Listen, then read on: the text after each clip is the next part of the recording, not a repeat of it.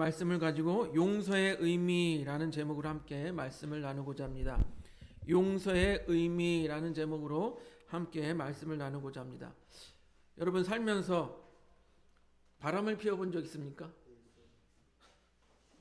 예, 일반적인 사람들은 이런 질문을 낯설어 할 거야. 내가 평상시 보통 이렇게 착하게 살았는데 무슨 바람을 피웠냐 이렇게 말하는 분들도 있을 것입니다. 그런데 여러분 TV를 한번 틀어보시면 이혼에 관련된 무슨 프로그램들이 요즘에 많이 있잖아요. 그럼 거기에 보면은 많은 부분이 배우자의 바람의 문제가 있다라는 거예요. 배우자가 바람을 폈다. 즉 간통이죠. 우리나라는 간통죄를 두어서 바람 피우는 것을 나라에서 처벌하였던 시절이 있었죠. 예, 간통죄로 처벌하였던 시절이 있었어요. 그 간통죄를 행하였던 의도는 명백합니다. 무엇입니까? 나라의 근간인 이 가정을 나라에서 보호하자 이런 의도로 간통죄를 둔 것이죠. 하지만 2015년 2월 26일 헌법재판소에서 7대2의 의견으로 위헌이 결정이 됩니다. 즉 대한민국에서 이 간통죄가 사라지게 된 것이에요. 간통죄를 폐지하게 된 이유를 쉽게 말씀드리면, 이 사람을 사랑하던 저 사람을 사랑하던 그것은 개인의 자유인데 나라에서 그것까지 처벌할 필요가 있냐. 나라에서 너무 과도하게 개인의 사생활에 개입하는 것이다. 그래서 간통죄를 폐지하는 거예요. 그러나 간통죄 폐지 이후에 어떤 일이 발생했냐면요. 간통죄에 피해를 입은 사람은 피눈물을 흘리고 가슴을 아파합니다. 상처를 입어요. 반대로 근데 부정행위를 한 사람은 오히려 이혼해서 그 부정행위를 한 사람과 함께 떵떵거리며 룰루랄라 하면서 잘 산단 말이에요.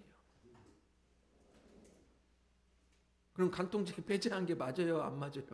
예. 당시 헌법재판소장은 이렇게 회고해야 했다고 합니다. 간통죄의 취지는 찬성하지만, 그러니까 가정을 보호해야 된다. 이 취지는 찬성하지만 법정형이 징역형으로만 규정되어 있어서, 그러니까 간통했을 때 무조건 법정형이 벌금 이런 게 아니라 무조건 징역이래요. 그래서 그것을 문제로 삼았다라고 합니다. 너무 과도한 징역형.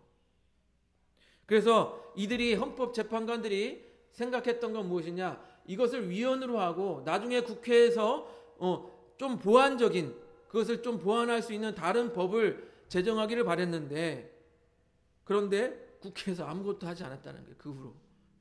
아무것도 하지 않았다는 거예요. 이렇게 간통죄라는 것은 사람이 결정하기 상당히 어려운 영역이죠. 왜 그렇습니까? 특히 예전에 간통죄를 증명하기 위해서 법에서 뭐라고 나와 있냐면, 실제적으로 제가 여기 강단에서 말씀드리기 어려우니까 이 성관계를 하는 그것을 증거로 잡아야 돼요. 쉬워요? 어려워요? 쉬워요? 어려워요? 어렵죠.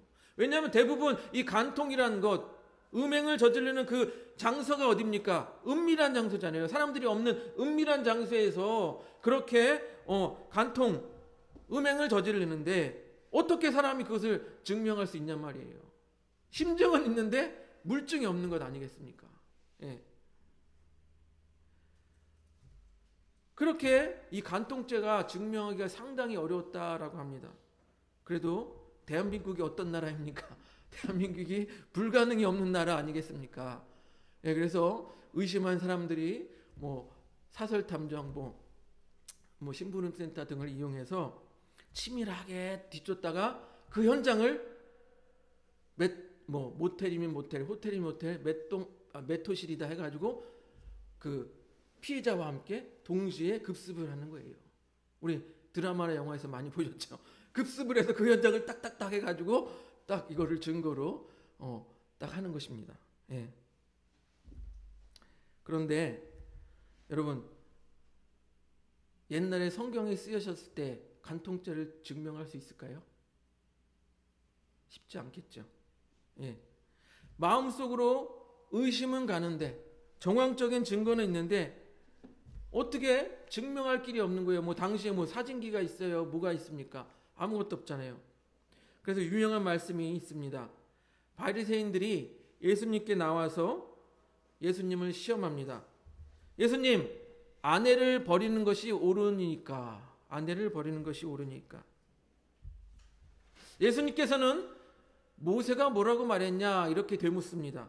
그랬더니 바리새인들이 모세는 이혼 증서를 써주어 버리기를 허락하였나이다 라고 대답을 해요. 이 말은 곧 무엇으로 들립니까? 이혼 증서만 써주면 아내를 버릴 수 있다라는 것처럼 들립니다.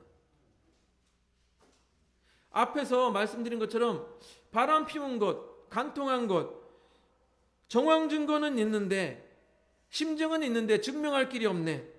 그래서 남편들이 힘 있는 남편들, 특히 당시에는 남자가 더 힘이 있었죠. 힘 있는 남편들이 아내를 버리고 다른 여자를 취하려고 할 때 쉽게 이혼 증서를 써서 내보내버리고 다른 여자를 만났다라는 거예요. 여러분, 여기 우리 여성분들도 계시지만 화 나요, 안 나요? 화가 납니까, 안 납니까? 그냥 이혼 증서 써서 끝. 그리고 다른 여자 만나면 화가 나요, 안 나요? 화나잖아요. 그래서 예수님께서 그렇게 말씀하시는 것입니다. 마가복음 10장 5절 넘겨줘 보세요. 우리 같이 읽어보겠습니다. 마가복음 10장 5절 같이 읽어보겠습니다. 시작. 예수께서 그들에게 이르시되 너희 마음이 완악함으로 말미암아 이 명령을 기록하였거니와. 예수님께서는 뭐라고요? 그들이 마음이 완악한 것을 알고 그것을 기록했다. 뭐라고요? 너희들이 완악해서 아내를 쉽게 버리는 것을 알고 이혼 증서를 써줘라 이렇게 얘기했다라는 거예요. 최소한 이혼 증서를 써서 그 아내를 보호하려고 하는 거예요. 예. 왜? 이혼 증서 없이 버려지면 재혼도 못하고 아무것도 못하고 그냥 과부로 힘들게 사는 거예요. 그런데 이들은 어떻게 했습니까?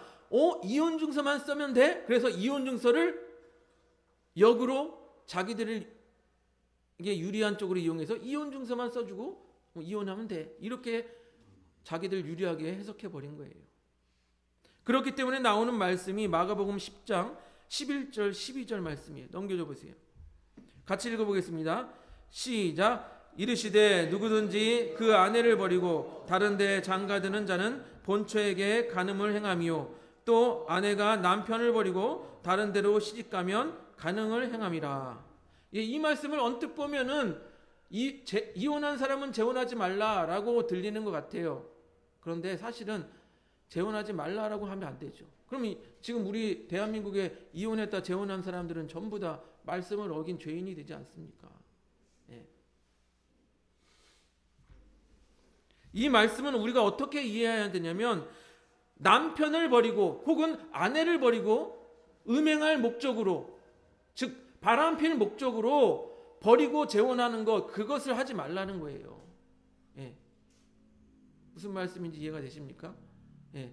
여러분, 아내가 죽어서 혹시 남편이 죽어서 다시 재혼할 수도 있고 또 정말 극심하게 폭력 남편 아니면 무슨 그런 불가피하게 이혼했는데 재혼했어. 그러면 이 말씀을 갖다 대면은 다 말씀을 어긴 죄인이 되는 거 아니겠습니까? 예. 그 말이 아니라 음행할 목적으로, 다른 사유가 아니라 내가 음행할 목적으로 다른 여자 다른 남자를 만날 목적으로 남편 아내를 버리지 말라, 그리고 재혼하지 말라, 이 말이에요. 예. 이해가 되십니까? 또 구약에서 나름 배우자의 간통을 증명하는 방법이 나름 있었습니다. 예. 그리고 과학적이진 않아요. 일단 제사장에게 데리고 갑니다. 그래서 의심의 소재를 드려요. 우리 민수기 5장 15절을 보겠습니다. 넘겨줘 보세요. 같이 읽어보겠습니다. 시작. 그의 아내를 데리고 제사장에게로 가서 그를 위하여 보리가루 10분의 1 에바를 헌물로 드리되 그것에 기름도 붓지 말고 유향도 두지 말라. 이는 의심의 소재여 죄악을 기억나게 하는 기억의 소재니라. 제사장에게 가서 먼저 소재를 드려요. 의심의 소재, 곧 기억나게 하는 소재, 기억의 소재. 그리고 이 제사장 앞에 그 의심되는 간통, 바람이 의심되는 여인을 데리고 갑니다. 그럼 제사장은 이 여인을 하나님 앞에 세우고 토기에 거룩한 물을 담아 여기에 이런저런 이렇게 제의적인 행동을 합니다. 그리고 그것을 마시게 하는 거예요. 하나님 앞에서. 그 결과는 이렇습니다. 민수기 5장 27절 28절 같이 읽어보겠습니다. 시작. 그 물을 마시게 한 후에 만일 여인이 몸을 더럽혀서 그 남편에게 범죄하였으면 그 저주가 되게 하는 물이 그 속에 들어가서 쓰게 되어 그의 배가 부르며 그의 넓적다리가 마르리니 그 여인이 그 백성 중에서 저주거리가 될 것이라. 그러나 여인이 더럽한 일이 없고 정결하면 해를 받지 않고 임신하리라. 과학적인 것은 아니지만 여러분 우리가 생각할 수 있는 여호와 앞에 하나님 앞에서 행하는 일이에요. 지금처럼 돈 있으면 판사가 무죄 때리고 그럴 수 있는 게 아니에요. 하나님 앞에 그 제의적인 물을 마시고 만약에 범죄하였으면 간음하였으면 배가 부르고 넓적다리가 마르고 저주를 받게 될 것이지만 만약에 그런 일이 없다 그러면 하나님께서 그를 보아사 평탄케 임신하게 할 것이다 라는 거예요. 확실한 방법이잖아요. 하나님 앞에서 하나님이 증명해 주시는 것 확실한 방법 아니겠습니까? 그런데 이것은요 어떻게 보면 아까 앞에서 말씀드린 것과 연결해서 우리가 생각을 하면 당시 남편의 권력으로부터 아내를 보호하는 장치일 수도 있는 거예요. 왜 그렇습니까? 이런 장치가 없으면 그냥 너 바람 폈어? 쫓아내. 남편이 마음대로 쫓아낼 수 있는 거예요. 하지만 뭐라고 말합니까? 바람 핀 것이 의심되면 제사장 앞에 가서 하나님 앞에서 증명을 받으라. 그럼 이 여인이 죄가 없으면 다시 그 남자는 그 아내를 데리고 살아야 되는 거예요. 어쩌면 이것은 아내를 보호하는 장치였던 거예요. 여인을 보호하는 장치였던 것이죠. 그렇게 함으로써 아무런 실체도 없는 아내를 의심하고 학대하고 버리는 행위를 미련에 방지하기 위하여서 이런 계명을 두신 것입니다. 그런데 오늘 본문 말씀은요. 간음하다 잡힌 여인이 나와요. 간음하다 잡혔다. 그럼 오늘 말씀을 보니까 현장에서 잡혔대요. 그러면 여러분 어떻습니까? 빼도 박도 못하는 거예요. 현장에서 잡혔어요. 빼도 박도 못하는 것입니다. 그래서 이 사건 역시 서기관과 바리새인들이 예수님을 모함하려고 질문을 던집니다. 요한복음 8장 5절 넘겨주면 같이 읽어보겠습니다. 요한복음 8장 5절 같이 읽습니다. 시작. 모세는 율법에 이러한 여자를 돌로 치라 명하였거니와 선생은 어떻게 말하겠나이까. 만일 여러분 예수님께서 야 그래? 돌로 쳐 죽여. 그러면은 돌로 쳐서 죽여. 그러면 어떻게 했습니까? 저 예수라는 사람 평상시에는 용서해라 사랑해라 그러더니 야 그냥 가차없이 쳐 죽이네. 좀 거짓말쟁이. 가르침 모두 거짓말이야. 사람들이 그렇게 할 것 아니겠습니까? 만일 예수님이 그러면 야 죽이지 마라 돌로 치지 마라 이렇게 말했으면 어떨까요? 야 우리는 모세의 율법을 따르는 사람인데 모세가 돌로 치라고 했는데 너는 왜 율법을 따르지 않냐? 이러면서 예수님을 모함할 수 있는 것이잖아요. 그러니까 돌로 쳐라 해도 모함에 걸리고 돌로 치지 말라고 해도 모함에 걸리는 거예요. 예수님이 어떻게 하셨을까요? 정말 쉽지 않은 문제인데 많은 학자 예수님은 일단 땅에 구부러 앉아서 손가락으로 땅에 뭐 이렇게 쓰고 계시는 거예요. 많은 학자들이 성경학자들이 이 부분에 대해서 연구를 해도 도대체 예수님이 뭘 썼을까? 밝혀낸 일이 없어요. 그냥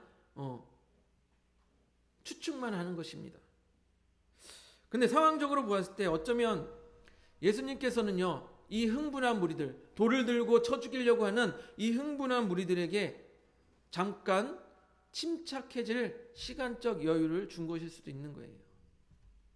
여러분, 이 사람들이 돌로 쳐서 사람을 죽이는 일을 흥분한 상태에서 올바로 가르지도 않고 막 한다라면 여러분 그게 올바른 행동은 아닐 것 아니겠습니까? 흥분한 감정으로 분노로 그렇게 한다라는 것, 사람을 죽이고 살린다라는 것은 좋은 일이 아니죠. 그래서 예수님은 땅에 무언가를 쓰시면서 사람들로 하여금 흥분을 가라앉히고 이성적으로 차분하게 생각할 수 있는 시간을 주셨는지도 모릅니다. 우리나라 속담에도 있지 않습니까? 참을 인자 3번이면 3번 쓰면 뭐라고요? 살인을 면한다라고 하지 않습니까? 예. 사람들이 잠시 시간을 가지고 이성을 되찾아갈 때쯤 예수님께서 말씀하십니다. 너희 중에 죄 없는 자가 먼저 돌로 치라. 너희 중에 죄 없는 자가 먼저 돌로 치라. 그리고 예수님은 다시 땅에 굽혀서 손가락으로 무엇을 쓰십니다. 사람들은요, 머리를 한 대 얻어맞은 것 같은 느낌이었을 거예요.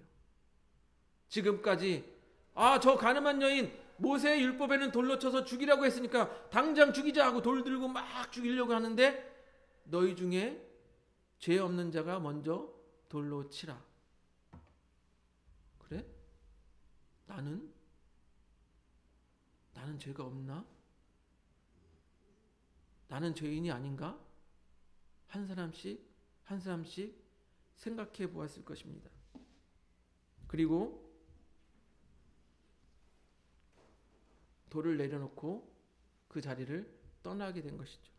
여러분, 여기에 중요한 복음이 있습니다. 왜요? 이 세상에 죄 없는 자가 없다라는 거예요. 여러분, 여기 이 세상에 사는 사람 중에 죄 없는 자가 있습니까? 모두가 죄인입니다. 너도 죄인이고 나도 죄인이고 당신도 죄인이고 나도 죄인입니다. 여러분, 사람들의 기준에서는 저 사람은 이만큼 큰 죄를 졌어. 죄의 크기가 달리 보일 수 있어요. 어떤 사람은 거의 세상에서 티도 안 날 만큼 작은 죄를 졌어.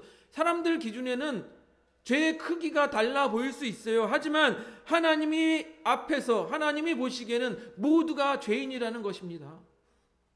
모두가 죄인이에요.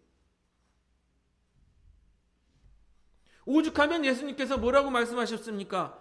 여자를 보고 음란한 생각을 하는 사람들도 음행을 저지른 죄인이다라고 말하고 있지 않습니까? 그런데 우리는 어떻게 생각합니까? 마음속으로 살짝 지나간 생각은 죄로 여기지도 않아요.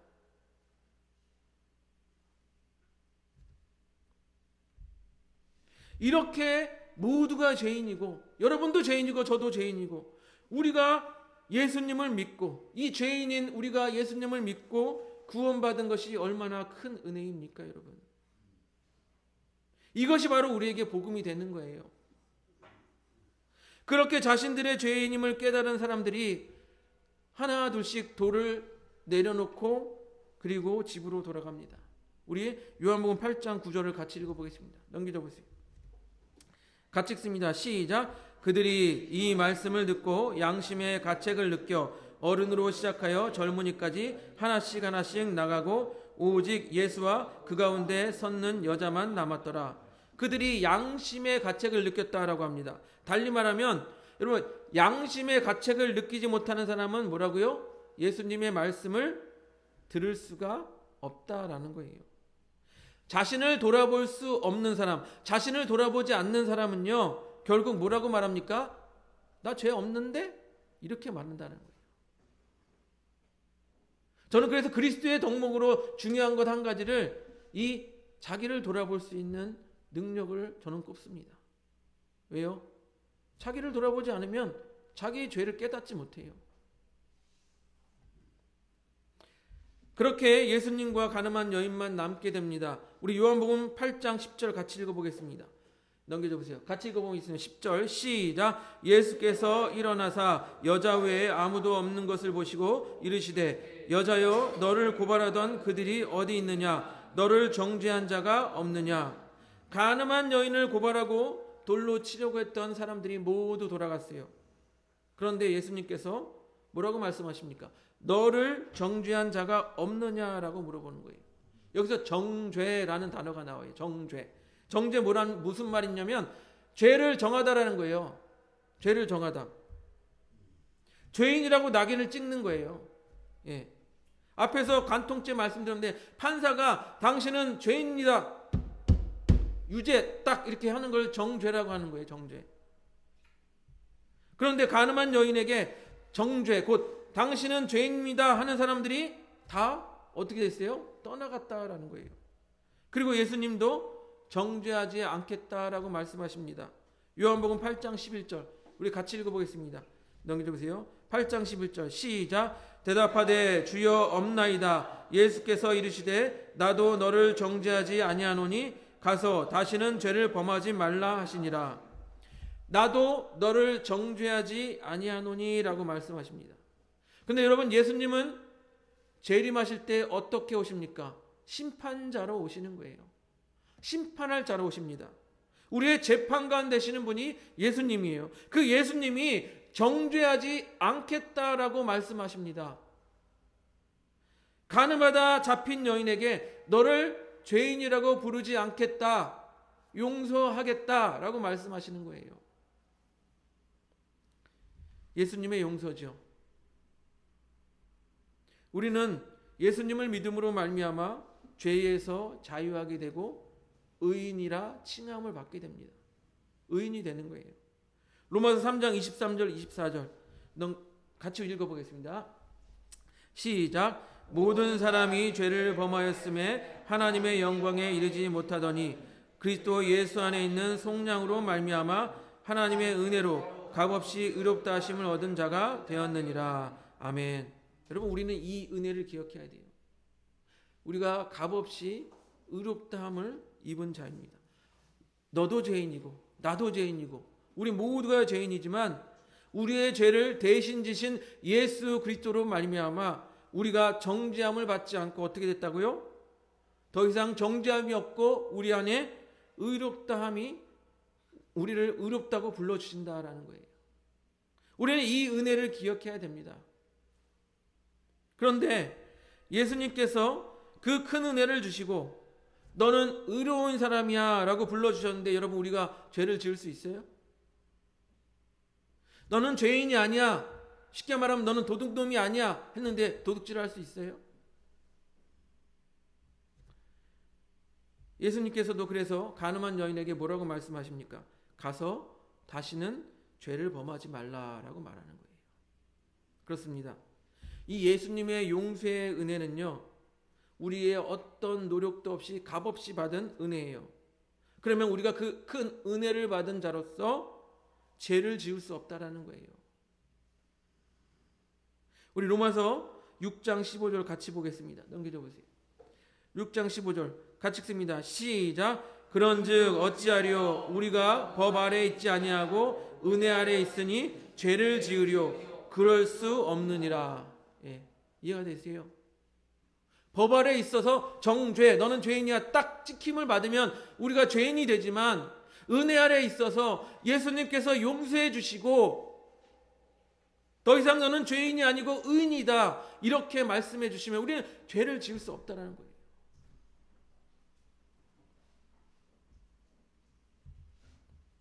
여러분 예수님께서 우리를 용서하셨잖아요.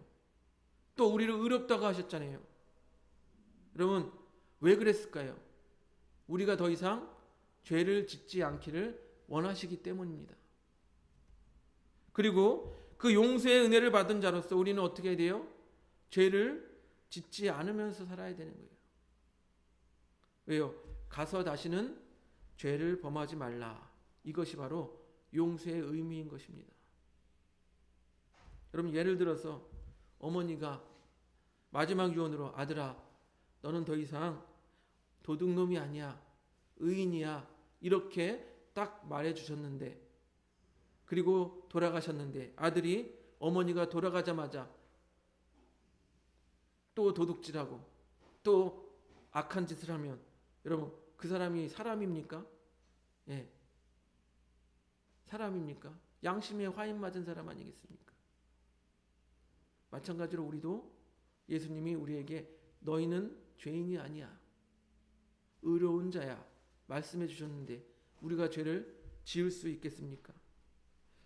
사랑하는 성도 여러분, 오늘 본문에 나오는 케이스는요 가늠하다 잡힌 여인이에요. 하지만 우리에게 이 케이스보다 더 큰 죄가 있을 수도 있고 또 세상에 드러나지 않는 또 작은 죄가 있을 수 있어요. 이 죄가 크든 작든 간에요. 우리 안에서 계속 죄를 용납하고 또 용납하면요. 예수님께서 용서하신 의미가 없는 거예요. 이해가 되십니까? 예수님께서 우리를 용서하신 의미가 없어지는 거예요. 예수님께서 용서하신 의미가 있기 위해서는 가서 다시는 죄를 짓지 말라 하신 그 말씀을 지켜야 되는 거예요. 여러분, 간통죄는 폐지되었지만 그 본래의 의도인 가정을 지키는 것은 변함이 없습니다. 간통죄가 폐지되었다고 국민 여러분 마음대로 바람을 피고 간통죄를 지으십시오, 이거 아니잖아요.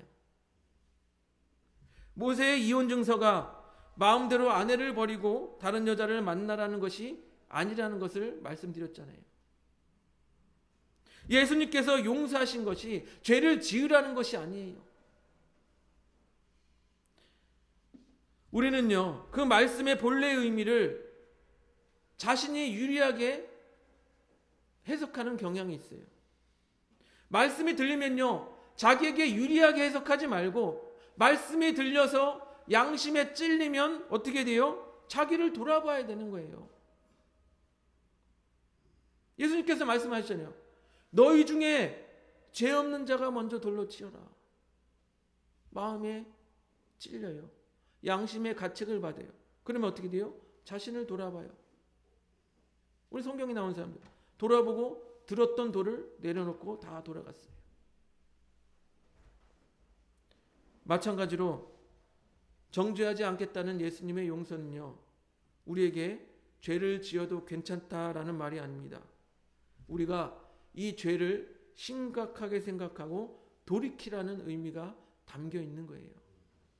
그래서 가서 다시는 죄를 범하지 말라라고 말씀하시는 것입니다.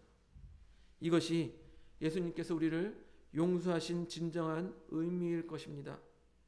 그러므로 죄에서 용서받은 우리는 용서받았다고 그저 기뻐하고 즐거워하는 것이 아니라 정말 뼈를 깎는 심정으로 죄를 끊어내고 죄에서 멀어지려고 노력해야 할 것입니다. 그것이 용서함 받은 자의 삶입니다. 그렇게 용서함 받은 자의 삶을 사는 우리 하늘봄교회 성도님들이 되시기를 주님의 이름으로 축복드립니다.